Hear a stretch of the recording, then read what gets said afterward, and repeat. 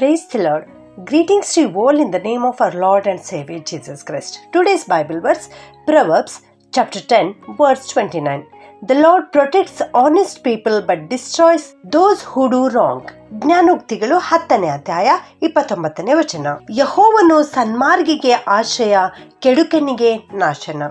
ಇವತ್ತಿನ ವಾಕ್ಯದಲ್ಲಿ ನಾವು ನೋಡ್ತಾ ಇದ್ದೇವೆ, ನಮ್ಮ ಯೆಹೋವ ದೇವರು ಸನ್ಮಾರ್ಗಿಗೆ ಆಶ್ರಯವಾಗಿದ್ದಾನೆ ಎಂಬುದಾಗಿ. ಯಾರು ಸನ್ಮಾರ್ಗದಲ್ಲಿ ನಡೆಯುತ್ತಾರೋ, ಯಾರು ಒಳ್ಳೆ ಮಾರ್ಗದಲ್ಲಿ ನಡೆಯುತ್ತಾರೋ, ಯಾರು ಯಥಾರ್ಥರಾಗಿ ಜೀವಿಸ್ತಾರೋ ಅಂಥವರಿಗೆ ದೇವರು ಆಶ್ರಯ ಕೋಟೆಯಾಗಿದ್ದಾನೆ, ಬಲವಾದ ಬಂಡೆಯಾಗಿದ್ದಾನೆ.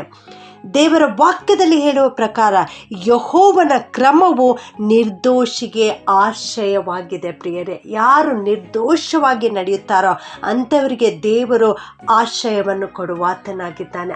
ಆದರೆ ಕೆಟ್ಟದ್ದನ್ನು ಮಾಡುವವರಿಗೆ ನಾಶನ ಉಂಟಾಗುತ್ತದೆ ಎಂದು ದೇವರ ವಾಕ್ಯ ಇವತ್ತು ನಮಗೆ ತಿಳಿಸಲ್ಪಡ್ತಾ ಇದೆ. ಪ್ರಿಯರೇ, ಯೆಹೋವನ ಮಾರ್ಗವು ನೀತಿವಂತರಿಗೆ ಬಲವಾದ ಕೋಟೆಯಾಗಿದೆ. ಆದುದರಿಂದ ನನ್ನ ಪ್ರಿಯ ದೇವಜನರೇ, ಇಂದು ನೀವು ಕರ್ತನ ಬಳಿಗೆ ಬನ್ನಿರಿ.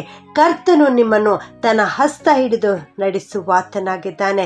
ಕೀರ್ತನೆ 25:12 ನಾವು ನೋಡುತ್ತೇವೆ, ಯೆಹೋವನು ತನ್ನ ಮಾರ್ಗವನ್ನು ಉಚಿತವಾಗಿ ಬೋಧಿಸುವನು ಎಂಬುದಾಗಿ.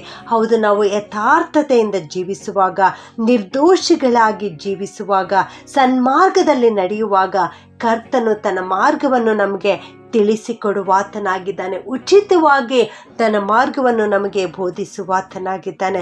ಜೆಫನ್ಯ 3:15 ನಾವು ನೋಡುತ್ತೇವೆ, ಇಸ್ರಾಯೇಲ್ ಅರಸನಾದ ಯೆಹೋವನು ನಿನ್ನ ಮಧ್ಯದಲ್ಲಿದ್ದಾನೆ ಎಂಬುದಾಗಿ. ಯೆಶಾಯ 12:6 ನಾವು ನೋಡುತ್ತೇವೆ, ಇಸ್ರಾಯೇಲ್ ಸದಮಲ ಸ್ವಾಮಿ ನಿನ್ನ ಮಧ್ಯದಲ್ಲಿ ಮಹತ್ತಾಗಿದ್ದಾನಷ್ಟೇ ಎಂಬುದಾಗಿ. ಹೌದು, ಈ ಎರಡೂ ವಾಕ್ಯದಲ್ಲಿ ನಾವು ನೋಡ್ತೇವೆ, ನಮ್ಮ ಕರ್ತನಾದ ಯೆಹೋವನು ನಮ್ಮ ಮಧ್ಯದಲ್ಲಿದ್ದಾನೆ. ಹೌದು ನನ್ನ ಪ್ರಿಯ ದೇವಜನರೇ, ದೇವರು ಇಂದಿನಿಂದ ಸದಾ ಕಾಲಕ್ಕೂ ನಿನ್ನ ಮಧ್ಯದಲ್ಲಿ ಇರುವಾತನಾಗಿದ್ದಾನೆ. ಮತ್ತಾಯ 22:16 ಕೂಡ ನಾವು ನೋಡ್ತೇವೆ, ಯೇಸು ಸ್ವಾಮಿ ದೇವರ ಮಾರ್ಗವನ್ನು ಸತ್ಯವಾಗಿ ಬೋಧಿಸುವವನಾಗಿದ್ದಾನೆ ಎಂಬುದಾಗಿ. ಹೌದು, ನೀವು ಆತನ ಮಾರ್ಗದಲ್ಲಿ ನಡೆಯುವಾಗ, ಸನ್ಮಾರ್ಗಿಗಳಾಗಿ ಜೀವಿಸುವಾಗ ಯೆಹೋವನು ತನ್ನ ಮಾರ್ಗವನ್ನು ನಿಮಗೆ ಬೋಧಿಸುವಾತನಾಗಿದ್ದಾನೆ. ಮುಂದೆ ಏನು ಮಾಡಬೇಕು ಎಂಬುದಾಗಿ ನಿಮಗೆ ಮಾರ್ಗ ತಿಳಿಯದೇ ಇರುವಾಗ ಕರ್ತನ ಬಳಿಗೆ ಬನ್ನಿರಿ. ದೇವರ ವಾಕ್ಯವನ್ನು ಓದಿರಿ. ದೇವರು ತನ್ನ ವಾಕ್ಯದ ಮೂಲಕವಾಗಿ ನಿಮಗೆ ಮಾತನಾಡಲಿಕ್ಕಿದ್ದಾನೆ. ನೀವು ಮಾಡಬೇಕಾದ ಕಾರ್ಯವನ್ನು ತಿಳಿಸಿಕೊಡಲಿಕ್ಕಿದ್ದಾರೆ. ನೀವು ಹೋಗಬೇಕಾದ ಮಾರ್ಗವನ್ನು ದೇವರು ನಿಮಗಾಗಿ ಸಿದ್ಧ ಮಾಡುವಾತನಾಗಿದ್ದಾನೆ. ನೀವು ಏನು ಮಾಡಬೇಕು ಎಂಬುದಾಗಿ ಚಿಂತಿಸದೆ ಕರ್ತನ ಬಳಿ ಬನ್ನಿರಿ. ಪ್ರಾರ್ಥನೆ ಮಾಡಿಕೊಳ್ಳೋಣ. ಪ್ರೀತಿಯ ಪರಲೋಕದ ತಂದೆಯಾದ ದೇವರೇ, ನಿಮಗೆ ಸ್ತೋತ್ರ ಉಂಟಾಗಲಿ ತಂದೆಯೇ.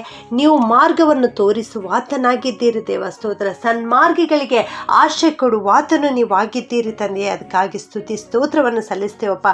ಇಂದಿನ ವಾಕ್ಯದಂತೆ ದೇವ, ನೀವು ನಮಗೆ ಮಾರ್ಗದರ್ಶನವನ್ನು ನೀಡ್ರಿ ಕರ್ತನೆ. ವಿಶೇಷವಾಗಿ ಎಲ್ಲ ಯೌವನಸ್ಥ ಮಕ್ಕಳಿಗೋಸ್ಕರ ನಿನ್ನ ಪಾದದಲ್ಲಿ ಬರುತ್ತೇನೆ ಸ್ವಾಮಿ. ಅವರೆಲ್ಲರನ್ನು ಆಶೀರ್ವಾದ ಮಾಡು ತಂದೆಯೇ. ಅವರೊಟ್ಟಿಗೆ ನೀನು ಮಾತನಾಡು ಕರ್ತನೆ. ನಿನ್ನ ಮಾರ್ಗವನ್ನು ಅವರಿಗೆ ತೋರಿಸು ಕರ್ತನೆ.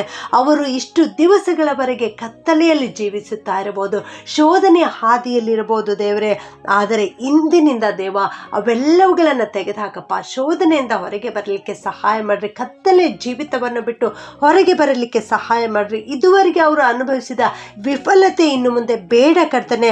ನೀನು ಅವರನ್ನು ಆಶೀರ್ವಾದ ಮಾಡು. ನಿಮ್ಮ ಪವಿತ್ರಾತ್ಮನಿಂದ ಅಭಿಷೇಕ ಮಾಡು ಕರ್ತನೆ. ಇಂದಿನಿಂದ ದೇವ ನಿಮ್ಮ ದರ್ಶನದ ಮೂಲಕ ಅವರೊಟ್ಟಿಗೆ ಮಾತನಾಡ್ರಿ, ಕನಸಿನ ಮೂಲಕ ಅವರೊಟ್ಟಿಗೆ ಮಾತನಾಡ್ರಿ ಸ್ವಾಮಿ.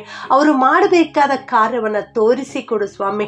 ನಿಮ್ಮ ಮಾರ್ಗದರ್ಶನವನ್ನು ಅವರಿಗೆ ನೀಡಿ ನಡೆಸಬೇಕಾಗಿ ಎಲ್ಲ ಪ್ರಾರ್ಥನೆಯನ್ನು ಯೇಸುವಿನ ನಾಮದಲ್ಲಿ ಬೇಡುತ್ತೇನೆ ತಂದೆಯೇ. ಆಮೆನ್.